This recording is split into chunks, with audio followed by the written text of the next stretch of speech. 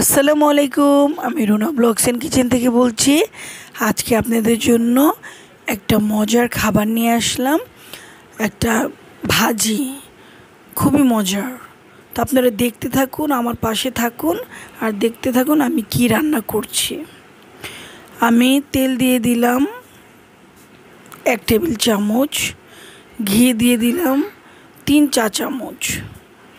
ঘি দিয়ে করবো আমি, ঘিয়ের ফ্লেভারটা তো অনেক সুন্দর এই জন্য।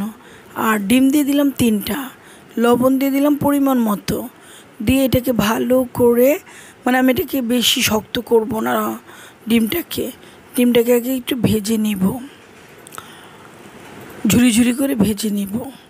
ভেজে নিয়ে এইগুলো উঠিয়ে ফেলবো, আমি সবগুলো উঠিয়ে ফেলবো। এখন আমি 1 টেবিল চামচ দেশি পেঁয়াজ দিয়ে দিলাম।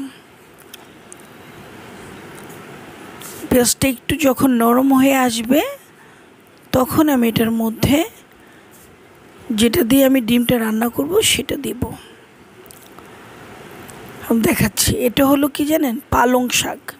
পালং শাক তো অবশ্যই শরীরের জন্য খুবই ভালো, বাচ্চাদের জন্য খুবই ভালো। এই জন্য আমি পালং শাক দিয়ে ডিম দিয়ে আজকে ভাজি করব। আর এই ভাজিটা যে এত মজা হয় যে আপনাদের বলে বোঝাতে পারবো না।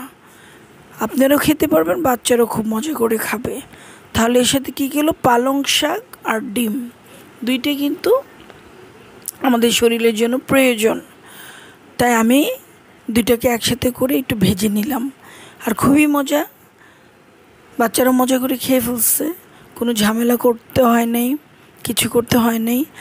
এর জন্য সবসময় মনে রাখবেন যে এমন একটা খাবার তৈরি করবেন যার ঘরে বাচ্চা আছে, বাচ্চারা জানি ঝামেলা না করে সুন্দর করে খেয়ে ফেলে।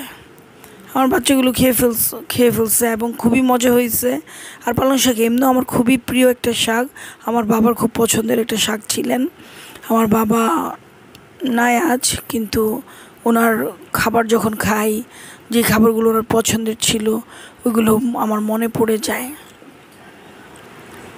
তো এখন আমি এটা করে নিচ্ছি, খুব সুন্দর করে একটু ভেজে নিব, পানিটা একটু শুকিয়ে ফেলবো। পানিটা শুকালে খেতে আরও মজা লাগবে। আর আপনারা তো জানেনই আমার কাঁচামরিচ ধনেপাতা খুবই প্রিয়, তবে শাকে আমি ধনেপাতাটা দিচ্ছি না, কাঁচামরিচটা দিব, এতে করে কাঁচামরিচের যে ফ্লেভারটা সেটা আসবে। আর আপনারা এভাবে রান্না করে খেয়ে দেখবেন, তাহলে দেখবেন খুবই মজা।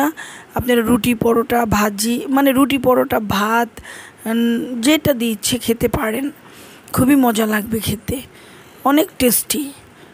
তো অবশ্যই আপনারা এটা করবেন এবং রুনা ব্লগস এন্ড কিচেনের সাথে থাকবেন, দেখবেন, বানাবেন এবং সবার মাঝে ছড়িয়ে দিবেন।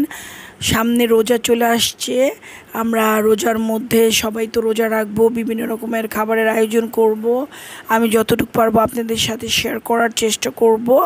আপনারা আমার ভিডিওগুলো দেখবেন এবং সবার মাঝে নিজেরও করে খাবেন এবং সবার মাঝে শেয়ার করে দেবেন। আর রুনা ব্লগস এন্ড কিচেনকে অবশ্যই সাবস্ক্রাইব করবেন, লাইকস করবেন, শেয়ার করবেন, ডাউনলোড করবেন, বেল আইকনে টিপ দিয়ে রাখবেন, তাহলে আমি অনেক খুশি হব। আর আমি একটু চেক করে দেখছি সব কিছু ঠিক আছে কি না, কারণ শাকে বেশি লবণ দিতে হয় না, শাকে অল্প একটু লবণ দিলে কিন্তু শাকটা সুন্দর হয়। শাকে বেশি লবণ দিলে শাকটা তখন লবণাক্ত হয়ে যায়, শাকে অল্প লবণ দিলেই চলে। আর বিশেষ করে পালং শাক আর কিছু শাক আছে এগুলোতে লবণ একদমই কম দিলে ভালো হয়। তো আজকের মতো আল্লাহ হাফেজ, সবাই ভালো থাকবেন আর রোজা সুন্দর করে রাখবেন।